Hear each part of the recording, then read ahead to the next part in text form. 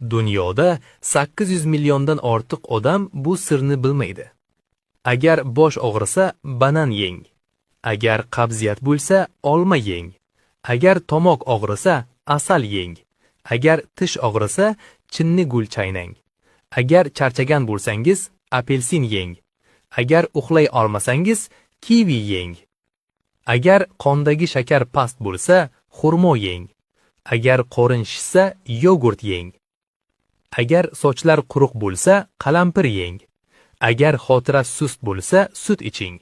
Stressni kamaytirish uchun ko'k choy iching. Agar organizm suvsizlangan bo'lsa, bodring yeng. Yuzingiz yorqin bo'lishi uchun sabzi yeng. Hazmni yaxshilash uchun zanjabil yeng.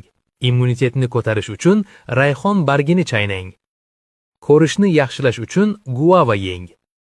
Agar bu maslahatlar foydali bo'lsa, izohlarda ha deb yozing va obuna bo'ling.